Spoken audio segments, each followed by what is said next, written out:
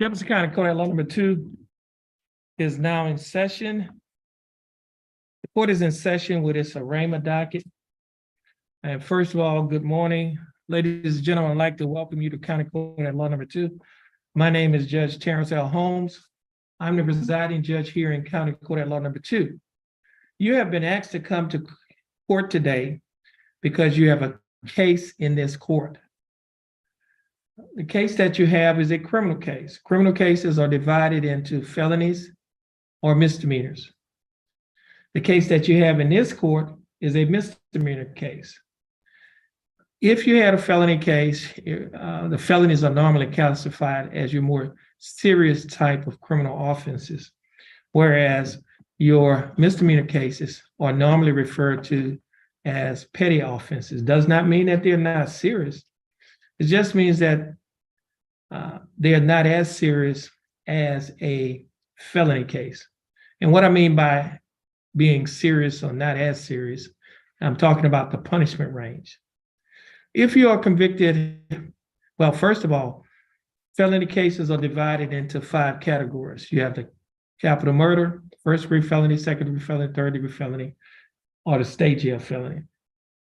If you are convicted of a state jail felony, the range of punishment is a minimum of 6 months to a maximum of 2 years in the state jail and a fine up to $10,000. If you're convicted of a third-degree felony, the range of punishment is minimum 2 years to a maximum of 10 years in the state penitentiary and a fine up to $10,000. If you're convicted of a second-degree felony, the range of punishment is minimum 2 years to a maximum of 20 years in the state penitentiary and a fine up to $10,000. If you're convicted of a first-degree felony, the range of punishment is minimum 5 years to a maximum of 99 years to life in the state penitentiary and a fine up to $10,000. Now, if you're convicted of a capital murder, the range of punishment, if you're convicted, is life or death. Now, the case that you have in this court, as I mentioned earlier, is a misdemeanor case. Misdemeanors are divided into 3 categories.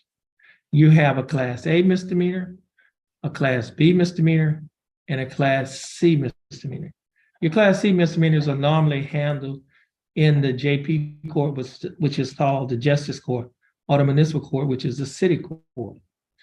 If you are convicted of a Class C misdemeanor, the range of punishment is fine only. You only could be given a fine. Now, if you do not pay your fine, then a capious pro fine, which is a warrant, can be issued for your arrest for you to sit out the time for that. Now, if you are convicted of a Class B misdemeanor, the range of punishment is a minimum of 0 days to a maximum of 180 days in the county jail, which is 6 months, a fine from $0 to $2,000, or you could be given both such fine and confinement. If you're convicted of a Class A misdemeanor, the range of punishment is minimum 0 days to a maximum of 365 days, which is 1 year in the county jail, a fine from $0 to $4,000, or you could be given both such fine and confinement. As a defendant in a criminal case, you have rights. And I'll go over those rights with you, some of those rights with you, brother. One of the rights that you have is a right to have an attorney. The paperwork that has been handed to you on the tablet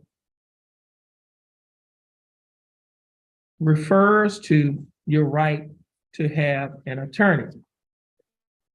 And it states that as a defendant in a criminal case, you have 3 options, and that is located on the judge's explanation of rights of defendants without attorney. Now, you have 3 options to have an attorney. Number 1, you may hire an attorney. Number 2, If you do not have enough money to hire an attorney, you may request an attorney be appointed to represent you. Or number three, you may represent yourself. If you want an attorney to represent you and you have enough money to hire an attorney, the case will be reset to give you time to do so. Excuse me. If you want an attorney and you do not have enough money to hire one, you will need to fill out a financial questionnaire so that the proper person can determine whether or not to appoint an attorney to represent you. Now, if you want to represent yourself, that is, if you want to waive your right to have an attorney and represent yourself, you may not speak to the prosecutor about your case unless you first sign a written waiver. A waiver is when you waiving or giving up a right. So once you sign a written waiver, giving up your right to be represented by an attorney, then you'll be allowed to talk to the prosecutor. The term prosecutor refers to an assistant district attorney. We have one here in court, Attorney Kobe Hoffpire. And so if you desire to represent yourself, once you sign the waiver, then you'll be allowed or permitted to talk to the prosecutor in this case. Now, be aware that there are dangers to self-representation. Waiving your right to an attorney and representing yourself may result in a worse outcome for you and your case, including the loss of significant legal rights and opportunities relating to military service, possession of a firearm, housing and public benefits, child custody, immigration status for non-citizens, and employment. If you choose to proceed without an attorney, you may change your mind at any time and may request counsel from the court. At the bottom of that document, it states in bold letters, defendant's choice. Mark initials next to only one choice. If your choice is, I want to reset this case to hire my own attorney, then you will place your initials on the first line to the left. Now, if you have already hired an attorney to represent you, then you will place your initials on the second line to the left and the name of the attorney on the line to the right. If your choice is, I want to apply for a court-appointed counsel, then you will place your initials on the third line to the left. If you have already been appointed a court-appointed attorney, then you will place your initials on the fourth line to the left and the name of the attorney on the line to the right. Now, if you want to waive your right to an attorney or give up your right to an attorney and represent yourself, then you will place your initials on the fifth line to the left. Once you have finished initialing one of the 5 lines, then you will sign your name on the line that is titled defendant, and you will date it today's date, March 28th of 2023.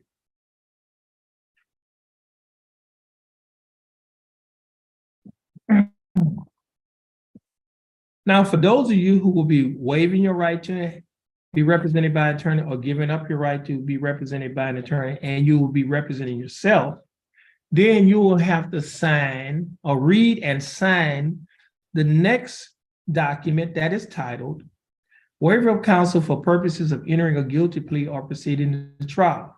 And it reads as follows. I have been advised of the nature and charges against me and the dangers and disadvantages of self-representation. My waiver is voluntarily and intelligently made. Furthermore, I have been advised this 28th day of March of 2023 by the County Court at Law number 2 of my right to representation by counsel in the case pending against me. I have been further advised that if I am unable to afford counsel, one will be appointed for me free of charge. Understanding my right to have counsel appointed for me free of charge if I'm not financially able to employ counsel, I wish to waive that right and request the court to proceed with my case without an attorney being appointed for me.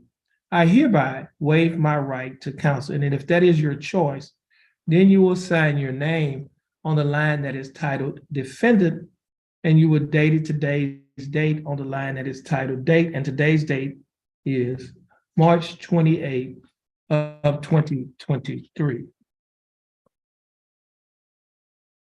You also have a right to have a jury trial. Where those young people are sitting in that area, we call that the jury box. 6 citizens will be selected from Jefferson County, and they will decide whether or not you're guilty or not guilty after listening to all the evidence in the case. You also have a right to waive your right to have a jury trial, which means you have a right to give up your right to have a jury trial. By waiving your right to have a jury trial, or giving up your right to have a jury trial, then your case will come before the court or come before the judge in one of 3 ways. One way it can come before the judge is by way of a bench trial. A bench trial is a trial without a jury, but by judge only. The judge will listen to the evidence, and then the judge will decide whether or not you are guilty or not guilty. Now, you also have a right to waive your right to have a trial by jury, trial by judge, and then you can enter a plea. And what I mean by a plea, you have the options of entering one of 3 pleas. You can enter a plea of not guilty. If you enter a plea of not guilty, you're telling the court that you did not commit the offense that you've been charged with. Or you could enter a plea of guilty. If you enter a plea of guilty, you're telling the court that you committed the offense that you have been charged with. Or you can enter a plea of no contest. If you enter a plea of no contest, then you're telling the court that you will not be fighting, or you will not be contesting the charges.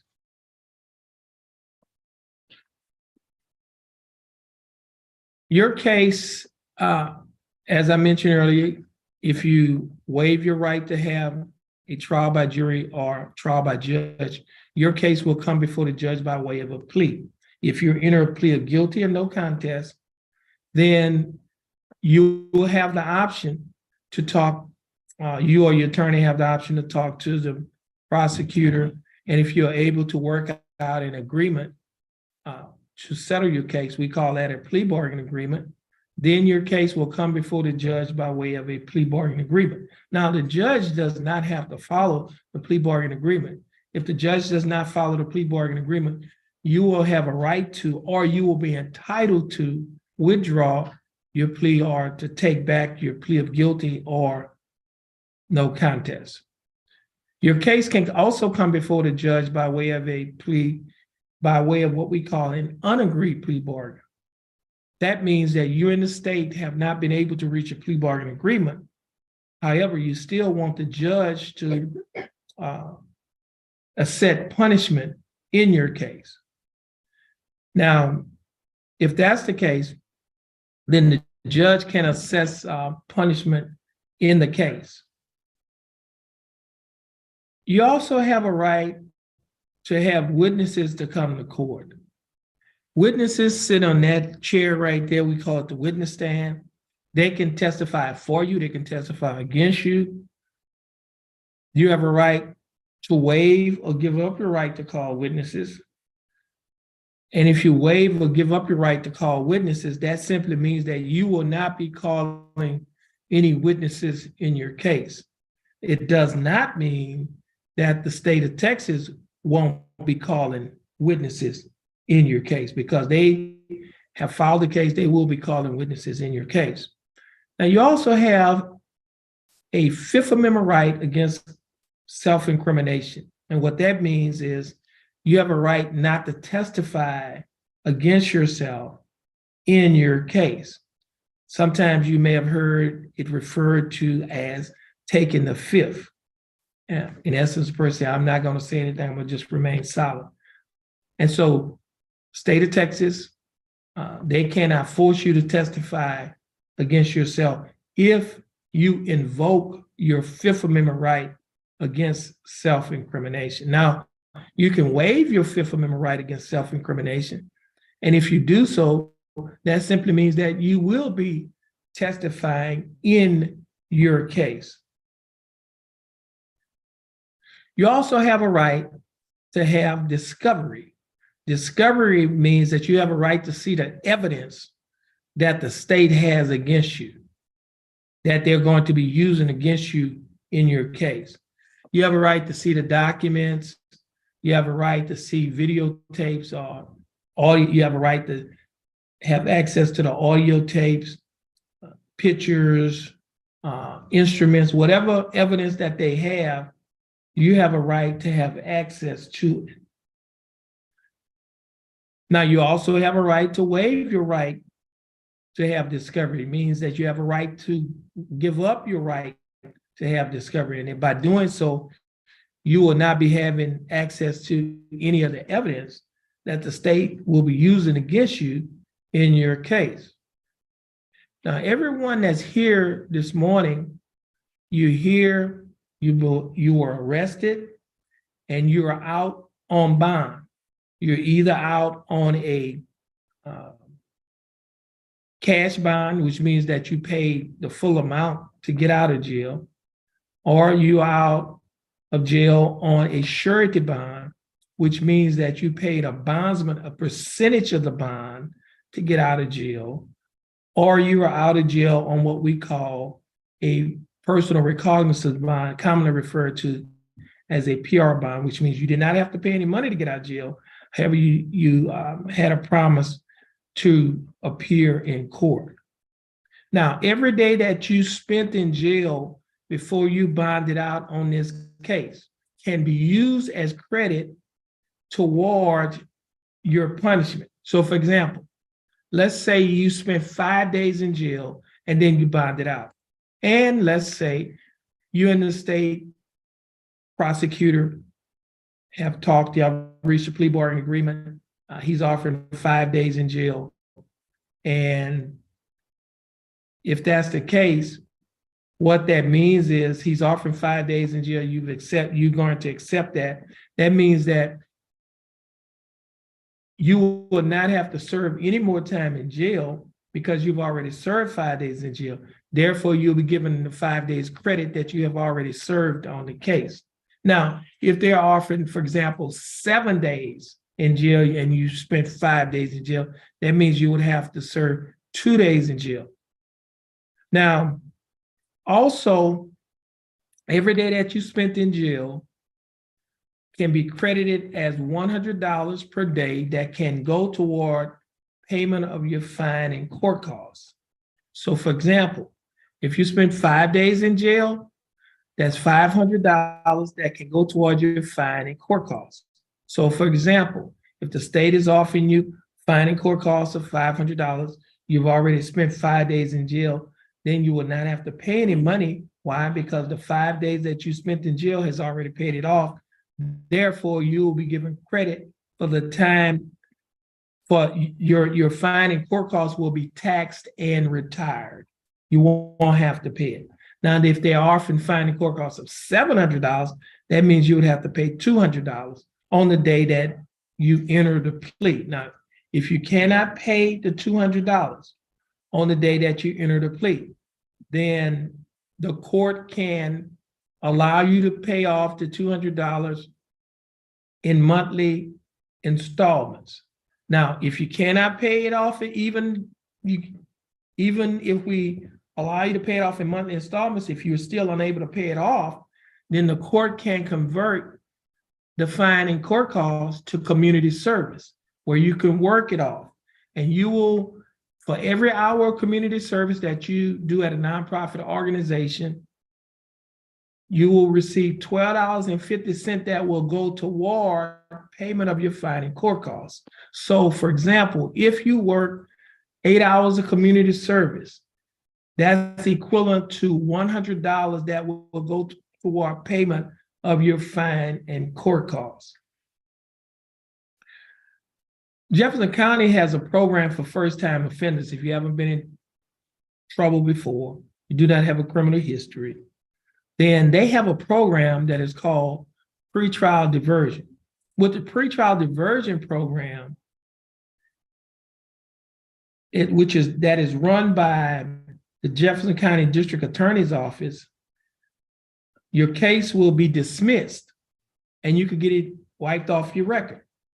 We call it, you could get it expunged from your record. That expunged means erased, deleted, or wiped off from your record.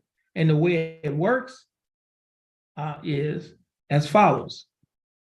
In order to qualify for the program, you have to, this have to be your first time getting in trouble. It cannot be an offense involving unlawfully carrying a weapon or resisting arrest. And you have to have an attorney to assist you at getting into the program. They would file the application with the Jefferson County District Attorney's Office to see whether or not the District Attorney's Office is going to approve you for the program. And as I mentioned earlier, if you are approved for the program, your case will be dismissed. And if you successfully complete the program, this charge can be expunged from your record, which means it can be wiped off, deleted, or erased from your record. And if you need any information on how to get into that program, I can provide you with that information here in court. If you are a veteran of any one of the branches of the United States military, Jefferson County has a program that is called Veterans Court. But the Veterans Court program, like the pretrial diversion program, your case is dismissed, expunged from your record. And the way it works is you just have to be a veteran of any one of the branches of the United States military in order to get into the program. Jefferson County Court at Law Number 2, this court, has a program that I started in March of 2017, within 100 days of taking office. That program is titled the Community Safety Initiative, commonly referred to as the CSI program. With that program, it's a program that is designed to address the issue of recidivism. Recidivism is when people commit crimes over and over. And so with that program, we have partnerships with local agencies. One of the agencies that we have a partnership with is Spindletop. People that I previously mentioned to you sitting in the jury box, they're from Spindletop. And they'll come to you a little later and tell you something about their program. Now, Spindletop Center is our local mental health center. They will be able to do private interviews, do an assessment, and develop a treatment plan to address your mental health issues if you have any. Now, you do not have to be incompetent or insane to participate in the program. You can suffer from anxiety, depression, post-traumatic stress, other mental illnesses, that, paranoid schizophrenia, any other mental illnesses that you may have. They can address those issues. If you have issues with alcohol or drugs, Spindletop has a program that is called ATAR, and our local drug and alcohol council has a program that is called OZAR. With those programs, you will be given a screening, an assessment, and a treatment plan will also be developed for either outpatient or inpatient treatment. If you are unemployed or you're looking for a better job or career, this court has a partnership with the Golden Triangle Empowerment Center, who has a partnership with Lamar University. Lamar University has a program that is called, or that is named CICE, which stands for Center for Innovation, Commercialization, and Entrepreneurship. It is a job training and a job placement program in the hotel industry, the shipping industry, and the chemical industry. Once you are trained in any one of those areas, then they will assist you at getting a job in the area that you're trained in. If you have not graduated from high school, you do not have a GED, well, CICE, as well as I think Spindletop or some of the other agencies, have a GED program. Now, all of these programs that I just mentioned are free, does not cost you anything. The only thing you have to do is have a desire to be in the program.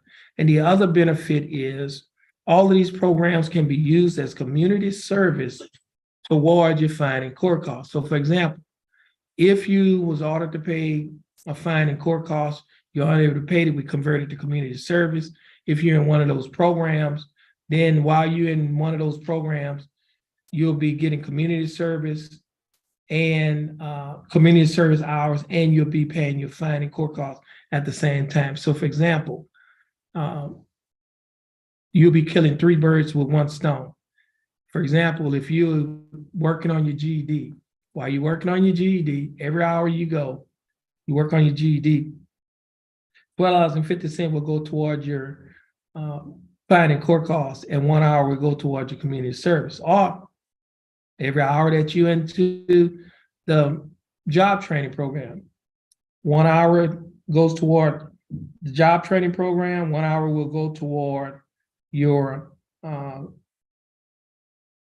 community service, and $12.50 will go toward your fine and court costs. So you're doing one thing, but you're getting credit for 3 things.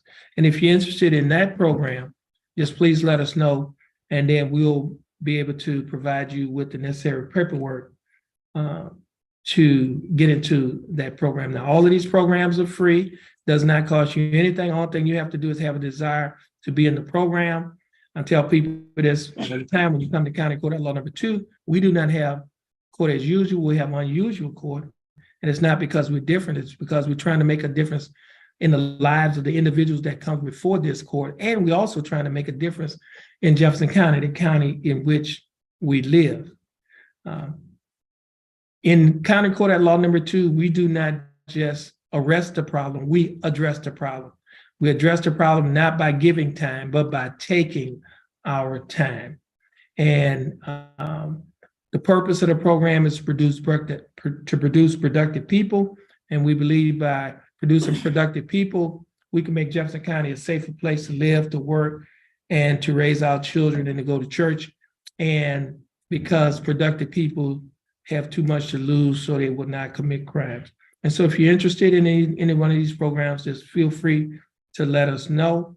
Now, at this time, as I mentioned earlier, we're going to have Spindletop come forward. Deputy Hinton, Annie is going to come and tell you something about the program that they have to offer you at Spindletop. At this time, Deputy Hinton and Annie. Thank you, Your Honor. Good morning. My name is Steve Hinton. I'm a mental health deputy licensed by the state, commissioned by the sheriff's office. Danny here is a qualified mental health professional with Spindletop. The reason we are here this morning in this courtroom is because the judge cares about every single person that comes before the bench. What the judge has found is those who appear with legal issues commonly have mental health, substance use disorders, or just a lack of community resources.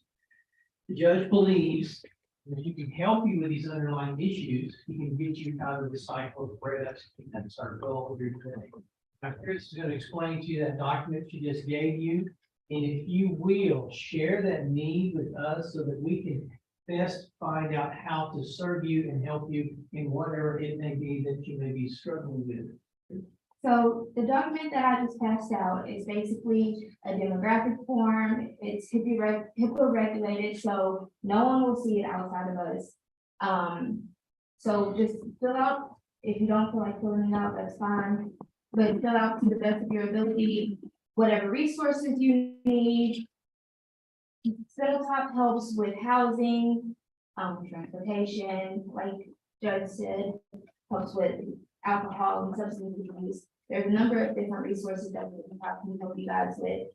So if there's anything that you guys are wanting other than mental health, that's also an option.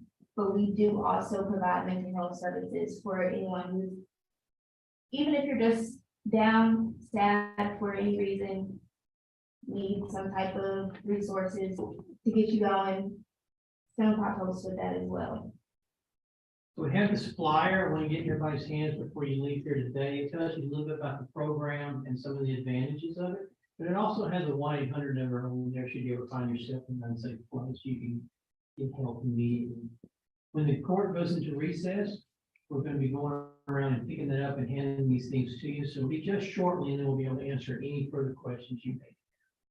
Thank you. Thank you, Your Honor. Okay, thank you, Deputy Hinton and Annie. So now, ladies and gentlemen, the paperwork that you have on the tablet, as I mentioned earlier, the judge's explanation of rights to defendants without attorney and the waivers, as well as the affidavit of indigence.